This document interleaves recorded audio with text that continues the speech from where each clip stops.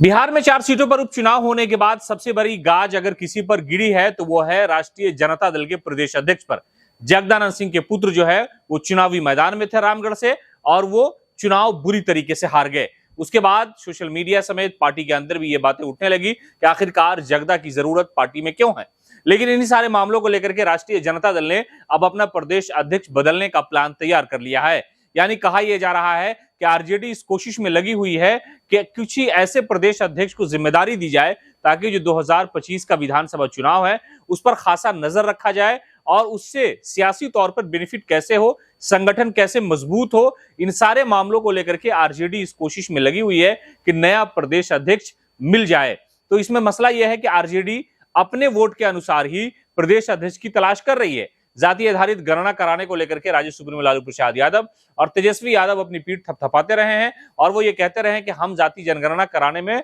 सक्षम नहीं थे, लेकिन जब हम सत्ता में आए तो हमने सरकार पर दबाव बनाया और गठबंधन में रहते हुए हमारी पार्टी शुरू से जिस बात को कहती थी उसको लागू करने की कोशिश की और आखिरकार यही हुआ कि बिहार में जाति आधारित गणना हो गई और जिसकी जितनी आबादी थी उसके अनुसार उनकी हिस्सेदारी तय होनी चाहिए। ये राजद सुप्रीमो लालू प्रसाद यादव शुरू से कहते रहे हैं, लेकिन अब लालू यादव और उनकी पार्टी इसी के अनुसार अपने प्रदेश अध्यक्ष की तलाश में जुट गई है। दरअसल कोशिश ये है कि मुसलमान में से किसी को बनाया जाए और कहा यह जा रहा है कि 3 मुसलमान ऐसे हैं, उनकी पार्टी के नेता हैं जिन पर आरजेडी की निगाह है। उसके अलावा 2 दलित नेता हैं, यानी उसमें एक विधायक भी चुने हुए हैं जो 2 दलित नेता है, उस पर भी आरजेडी की निगाह है, और एक ओबीसी समाज के नेता हैं उन पर भी आरजेडी की निगाह है। यानी कुल मिलाकर के 5-6 नेताओं पर आरजेडी मंथन कर रही है। यानी सबसे ऊपर अगर रखा जा रहा है तो किसी मुसलमान नेता को प्रदेश अध्यक्ष की जिम्मेदारी दी जा सकती है, इसलिए कि इस वक्त जो स्थिति है वो राष्ट्रीय जनता दल के लिए यह है कि उसका जो वोट बैंक है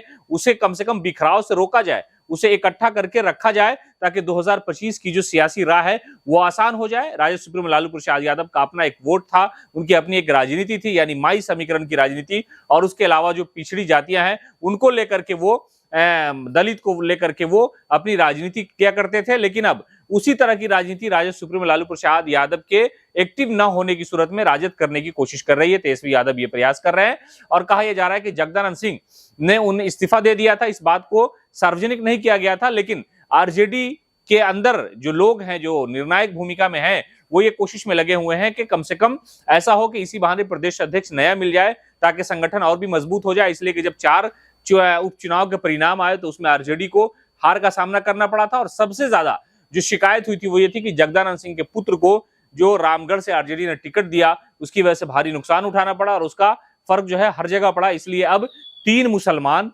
2 दलित और 1 ओबीसी, यानी इन लोगों पर आरजेडी की निगाह है। इन्हीं में से कोई एक प्रदेश अध्यक्ष हो सकता है।